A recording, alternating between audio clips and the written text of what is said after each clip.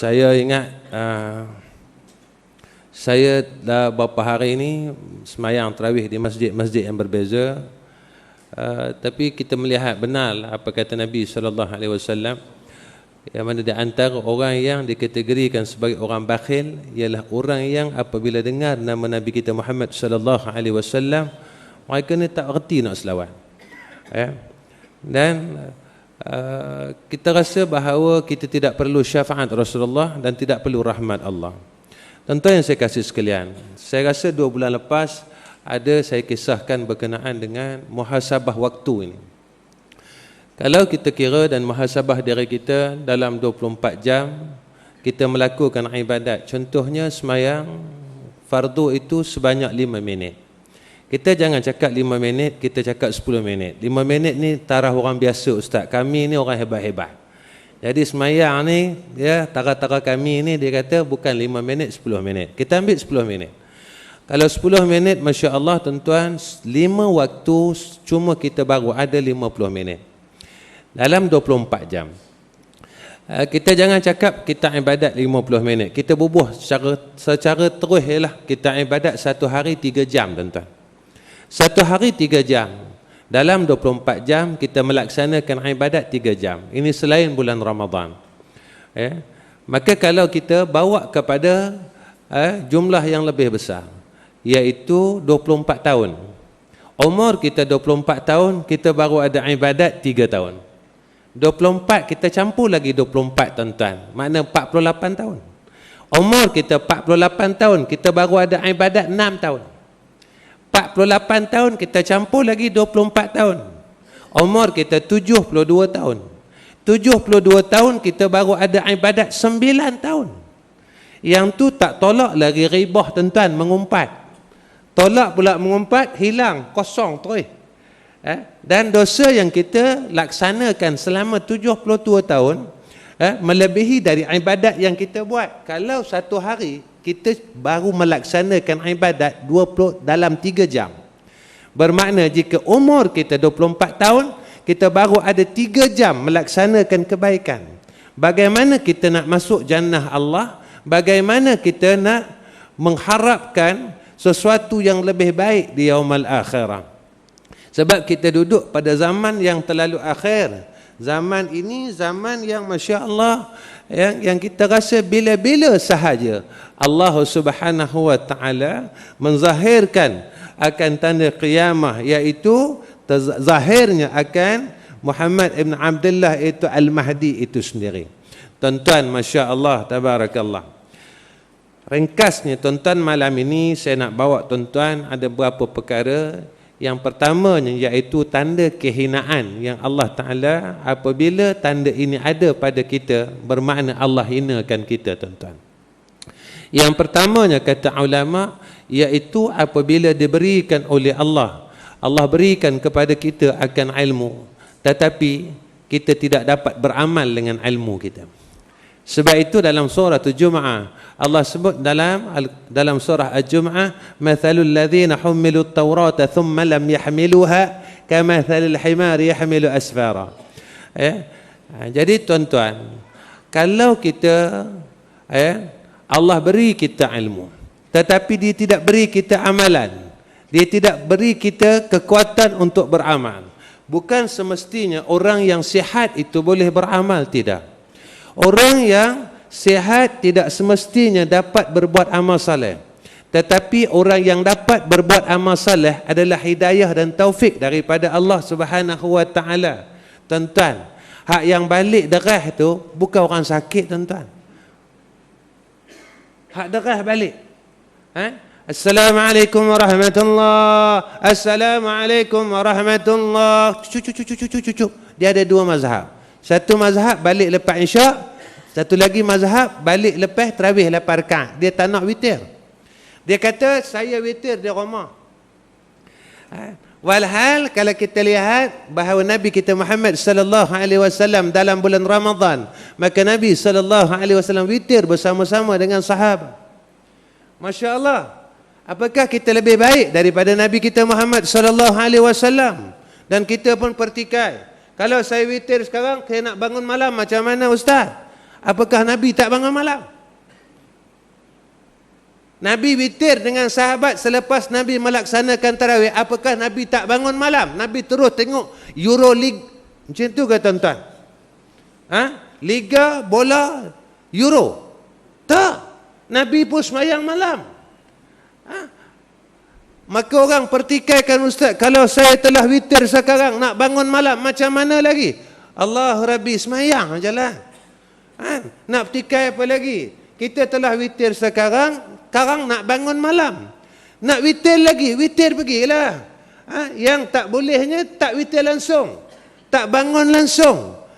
Bangun-bangun kencing malam, tidur balik. Yang ni tak boleh. Yang kita yang dibuat oleh Nabi kita Muhammad sallallahu alaihi wasallam, kita rasa kita lebih hebat daripada junjungan Nabi kita Muhammad sallallahu alaihi wasallam. Inilah tuan-tuan. Ya, masya-Allah, ingat. Ramai kita lihat perkara-perkara ini berlaku bulan Ramadan ini, masya-Allah. Alasannya kami nak bangun malam. Maka seolah-olah ia mengatakan bahawa Nabi tak bangun malam, dia seorang yang bangun. Baik tuan-tuan, sikit lagi, hampir ke 10 dah. Sebelum tuan-tuan betul-betul mati, biar aku singkatkan benda ni. Ajak mengaji imam macam ni, dia yang lemah ni bukan badan tuan-tuan, nafsu tuan-tuan. Nafsu kita lemah sebab nafsu kita sedang berjuang sekarang. Tuan-tuan nak tahu bila nafsu kita dia puas hati? Bila imam kita habis witir lagi. Dia kuasa tu dia datang 50%. Dia datang segar balik. Bila kita dapat kuasa penuh tuan-tuan? Bila kita keluar surau. Keluar surau kita dapat kuasa penuh. Sekarang kita rasa macam nak tidur tuan-tuan, betul tak? Nak tidur mengantuk, tuan-tuan balik bukan tidur pun, mohong lah. Tuan-tuan pergi dapur tengok tudung saji balik, mana saki-baki hak buka tadi pun terkedarah balik. Bukan balik terus tidur, tak. Tetapi nafsu kita ini dia buat kita macam ni. Ni yang dikatakan tekanan nafsu, tarbiyah nafsu yang Allah didik kita sebulan dalam bulan Ramadan. Masya Allah. Yang keduanya apa kata ulama? Iaitu diberikan sahabat yang saleh tetapi tidak dapat mengikuti kebaikan sahabat. Kita ada sahabat yang saleh tetapi kita tak dapat mengikuti apa yang sahabat kita buat. Masya Allah.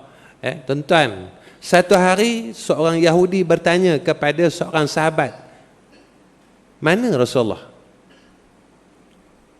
Lalu sahabat menunjukkan pada ketika itu Sayyidina Abu Bakar sedang lalu, tuan-tuan. Lalu Sayyidina Abu Bakar pada ketika itu sahabat menunjukkan itulah Rasulullah. Kenapa pula? Sebab apa yang Rasulullah buat ditiru, diikut seluruhnya oleh Abu Bakar. Maka sahabat, kalau kau nak tengok Rasulullah, kau tengok tu, itulah sebiji macam Rasulullah dia. Sebiji tuan-tuan macam Rasulullah. Nak sebut gitu. Inilah yang dikatakan ada sahabat yang saleh, maka ia mengikuti akan kesalehan sahabatnya. Ni tuan-tuan, sahabat ni cukup penting tuan-tuan. Sebab itu dalam peristiwa hijrah, Nabi tak hijrah seorang-seorang. Nabi ajak Sayyidina Abu Bakar As-Siddiq tuan-tuan. Masya Allah. Tetapi kena ingat bahawa jika mana sahabat ini, apa kata Ibn Atta'illah dalam kitab Hikam, nak cari sahabat yang mana perkataannya itu dapat menunjukkan kita ke arah kebaikan. Cakap dia tu, dia ajak kita pada benda baik. Dia cakap tu ajak pada benda baik. Tuan-tuan, Masya Allah. Semalam kita di madrasah, kita baca pagi-pagi ada pengajian lah sikit lah. Kita baca satu hadis yang mana hadis ini masyhur tuan-tuan. Apa kata Nabi SAW? Semua organ anggota kita ini adalah ada fungsi sedekah tuan-tuan. Dan kita dengar hadis yang masyhur, tahlil itu sedekah, tahmid itu sedekah. Dan semua banyak kita dengar senyum itu sedekah dan sebagainya. Dalam hadis itu Nabi SAW menyatakan 2 rakaat sunat duha itu merangkumi akan keseluruhan sedekah itu, kata Nabi SAW. Nampak tuan-tuan? Dalam kata duk bertahmid, dalam kata duduk bertakbir, dalam kita kata duduk kita bertahlil dan sebagainya, maka Nabi SAW mengatakan 2 rakaat salat duha pada waktu duha telah merangkumi sedekah keseluruhannya. Kita dah baca tahlil, kita dah baca tahmid, kita dah buat semuanya. Itu yang disebutkan oleh Rasulullah SAW. Tapi tuan-tuan, hak yang salat duha 2 rakaat ni pun susah nak buat, tuan-tuan. Payah nak buat. Ni bulan puasa boleh dapat, alhamdulillah lah. Hak Syawal tengok. Besok dia dengar dah bunyi gendang meracun ni, dia payah nak buat dah. Semua tinggal. Dia dah bunyi dam-dam-dum, bunyi meracun, habis semua. Pada ketika itu. Ingat, yang ketiga, lepas ni saya nak berhenti. Diberikan jalan ketaatan tetapi tidak ikhlas. Buat baik, Allah bagi ketaatan, Allah bagi ketaatan, tetapi tak ikhlas. Ini kena jaga-jaga, tuan-tuan. Sebab itu, apa tanda ikhlas? Tanda ikhlas ni, Masya Allah, iaitu cerca dan puji sama bagi dia. Cerca, puji sama. Orang cerca dia pun, dia macam itulah rupa dia. Orang puji dia, macam itulah. Ada pun macam tu, tak ada pun macam itulah. Ini yang dikatakan ikhlas. Lillahi ta'ala. Tuan-tuan, bila lah ada orang tiba-tiba datang kepada kita, tanya kita, kenapa semayang sunat tarawih? Kita nak jawab apa, tuan-tuan? Tuan Haji, kenapa semayang tarawih? Apakah jawapan kita, tuan-tuan? Agak-agak lah. Kalau saya tanya salah seorang dalam surau ni, pasal apa semayang tarawih? Nak jawab? Seorang dia jawab, tayar semua. Takkan seorang pun tak tahu kenapa semayang tarawih? Kalau lah orang tanya kita, keluar surau ni, kenapa semayang tarawih? Sebab fadilat malam ni besar, Syekh. Dalam hadis sebut fadilat macam ni, Syekh. Masya Allah. Apakah sebab itu, tuan-tuan? Ataupun tuan-tuan tak tahu apa tuan-tuan buat. Kenapa semayang tarawih? Entahlah, aku tak tahu. Sebab semua orang pergi masjid, aku pun pergi. Kalau semua orang pergi jusko, aku pergi jusko. Kita kena tahu apa yang kita buat. Sampai satu hari apabila ditanya kepada seorang sahabat, ketika sahabat itu mencium Hajarul Aswad, kenapa cium Hajarul Aswad? Nabi buat, sebab itu aku buat. Kalau Nabi tak buat, aku tak buat. Nabi cium, aku cium. Kenapa semayang tarawih? Sebab Nabi semayang. Nabi semayang tarawih, maka kita mengikut akan Nabi kita Muhammad sallallahu alaihi wasallam. Nabi semayang, sebab itu aku semayang. Bukan di atas sebab yang ni, kelebihan ini dan sebagainya. Kelebihan ni, tuan-tuan, sekali mengumpat habis, sedih ya, tuan-tuan. Sedih aja. Hasad sekali habislah, tuan-tuan. Masya Allah. Baik, tuan-tuan dan saya kasih sekalian, Masya Allah, tabarakallah. Mudah-mudahan kita dapat manfaat dalam pertemuan ini. Dan sebelum saya akhirkan tazkirah saya, maka insya Allah saya ingatkan diri saya dan tuan-tuan, iaitu pada malam hari raya nanti, jangan kita lupa membaca 2 aurat, iaitu tahlil dan tasbih. Tahlilnya, memang tiap-tiap tahun saya bacakan tahlil ini, iaitu tahlil lepas salat, itu paling mudah. La ilaha illallah wahdahu la syarikalah, lahul mulku wa lahul hamdu yuhyi wa yumit wa huwa ala kulli syai'in qadir, 400.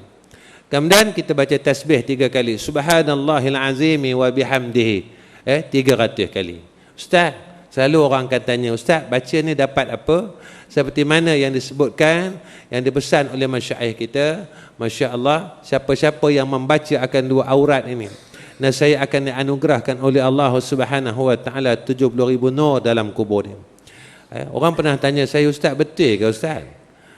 Besok kalau mati dapat 70,000 cahaya dalam kubur? Aku kata aku tak mati lagi.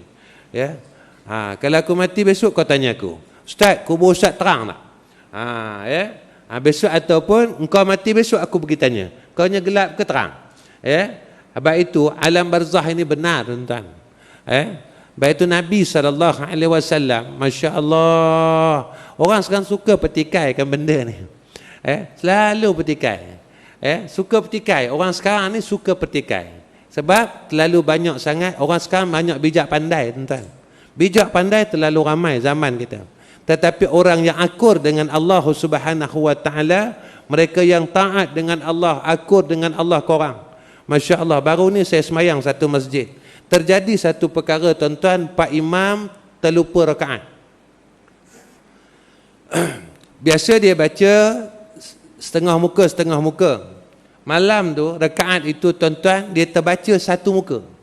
Maka rakaat pertama dia terus tasyahud akhir, tuan-tuan. Pada ketika imam duduk tasyahud akhir, banyak berlaku. Ada orang yang duduk aja semua. Ada orang berdiri. Dalam masjid tu dah banyak, banyak macam apa benda ganjil berlaku. Ada orang berdiri, dia berdiri. Ada orang terus berhenti cabut balik. Dia kata imam tak betul. Macam-macam. Saya semayang kat luar masa hari itu, tuan-tuan. Malam tu saya nak bawa satu tajuk lain.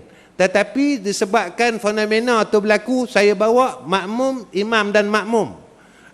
Jadi orang tak tahu apa nak buat. Orang yang di belakang imam tu imam, tuan-tuan. Imam tempatan.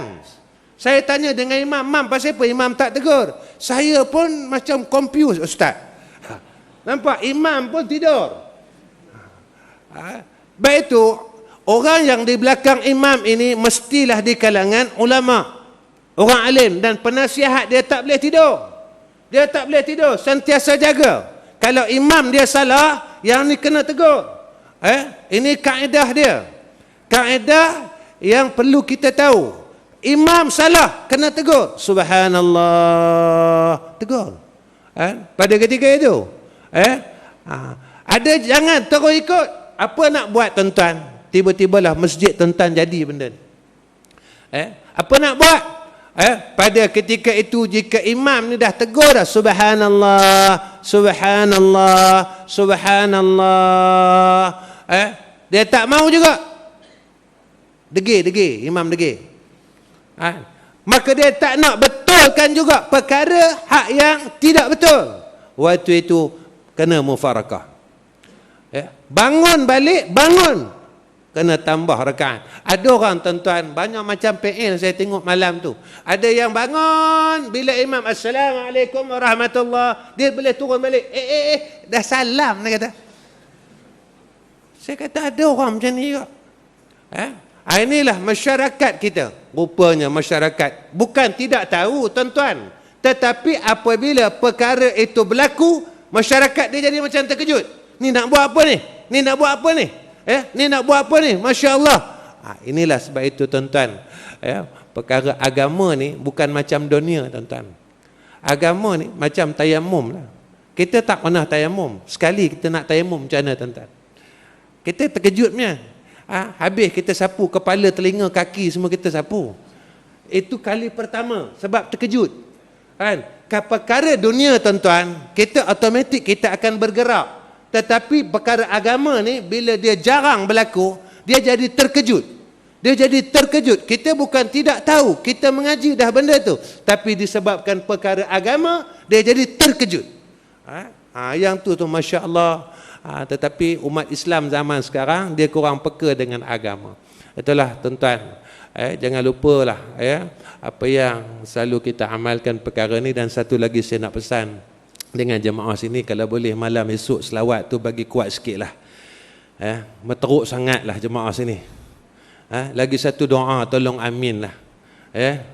Minta maaf lah, saya ni jenis saya cakap terus terang. Saya tak reti nak berselindung, tuan-tuan. Saya jenis cakap terus terang. Saya dengar tadi imam doa cantik dah, tuan-tuan. Minum telaga Kausar, dia buat tak reti. Kan? Kalau ada, mudah-mudahan kami dapat minum kedai mamak section 2. Amin. Minum telaga Kausar, dapat minum air telaga Kausar, kahwin dengan bidadari, dia buat tak reti.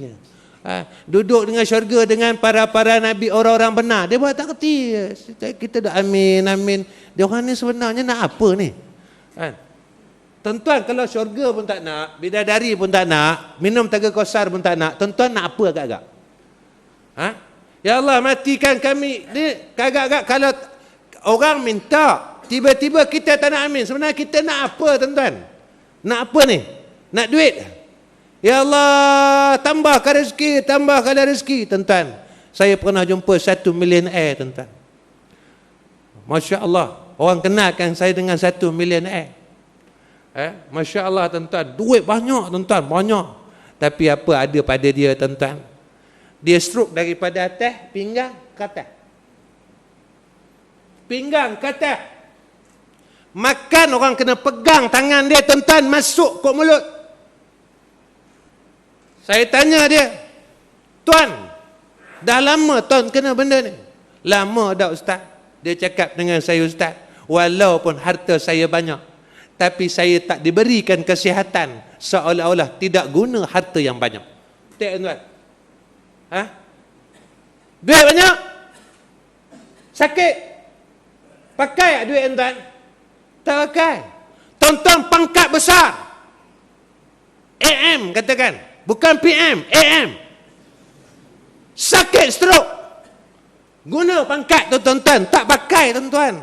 Sebab itu kesihatan ini adalah satu nikmat yang paling besar. Ini, tuan-tuan, ada duit pun kalau tak sihat. Baik tu masa kita sihat ni guna pakailah semua benda. InsyaAllah, tuan-tuan, Allah sayang saya, Allah sayang tuan-tuan. Sebab Allah bagi kita kesihatan, masih lagi dapat datang surau, datang dalam 10 ni, 10 suku lagi boleh tahan lagi. Lagi semayang witir 10.30 kita habis, insya-Allah.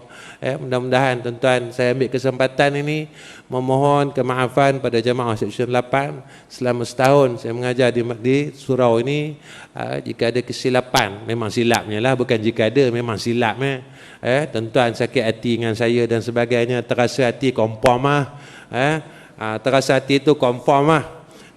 Maka saya minta maaf, sebab saya ni jenis memang tak reti nak selindung, nak sorok. Kalau saya tak suka, saya cakap. Saya dengan siapa-siapa pun macam tu. Saya tak ada selindung-selindung. Kalau saya kata yang ni saya tak suka macam ni, tak sukalah. Orang pun macam tu dengan saya. Dia tak suka saya, dia cakap, ustaz, saya tak suka ustaz ngajar kat sini. Ustaz dia berhentikan. Saya kata okey, bagus.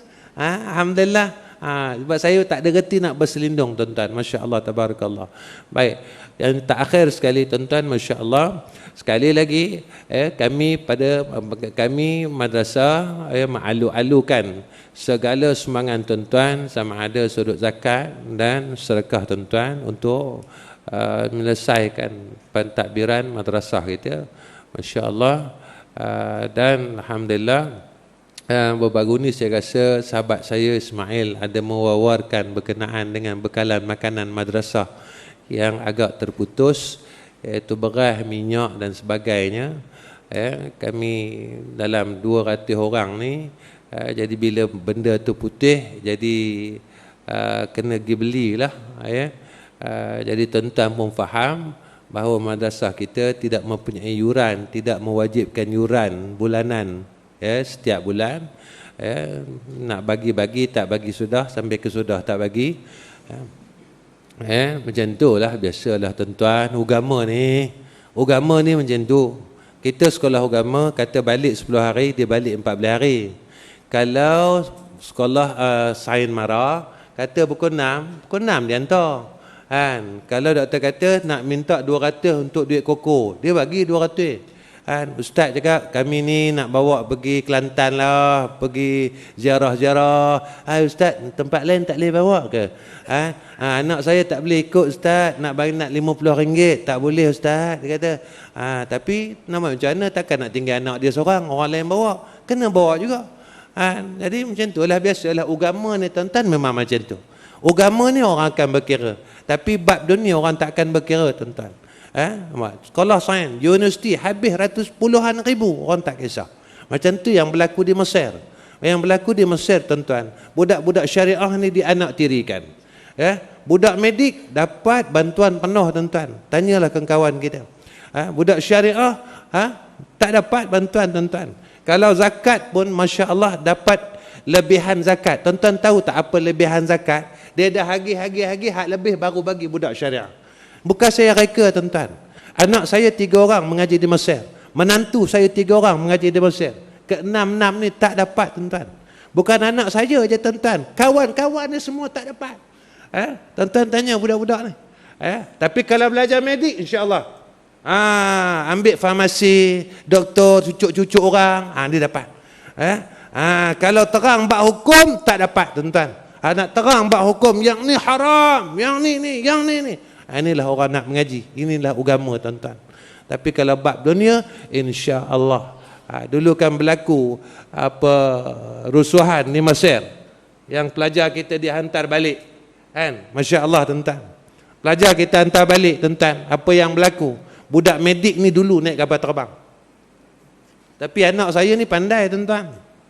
Bila orang tanya, ni jurusan mana? Dia kata doktor, medik. Dia dapat naik dulu. Kalau sebut syariah, lambat ni. Lambat tuan-tuan. Orang ni dah boom dah, tembak sana, tembak sini, dia kira apa lagi? Orang Malaysia naik, pergilah. Nak tanya medik ke syariah, usuluddin ke farmasi? Lah, bagi bubuh naik. Kata rakyat Malaysia. Masya Allah. Itulah nak kena bijak juga tuan-tuan. Kalau tak, mampu. Mampu. Orang duk tembak. Medik ke syariah?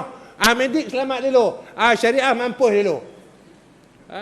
Dia bodoh. Kalau doktor semua selamat, hayat nak diselamatkan mati, doktor nak selamatkan siapa? Bodoh betul. Janganlah pilih kasih. Kalau nak buat pun bawa lah doktor satu, syariah satu, doktor satu, syariah satu, baru betul. Kan? Ada doktor ada pesakit, ada doktor ada pesakit. Kalau selamat semua doktor, pesakit semua mampu, doktor pun tak ada kerja. Nak buat apa bagi kerja doktor? La haula wala, fikirlah sikit kan. Macam inilah kaedah dia. Agama tu zaman sekarang, akhir zaman memang macam ni. Orang tidak akan suka dengan agama. Orang akan pertikaikan agama. Ada tuan-tuan dirahmati Allah. Setakat ini saja wa akhir kalam. Wassalamualaikum warahmatullahi wabarakatuh.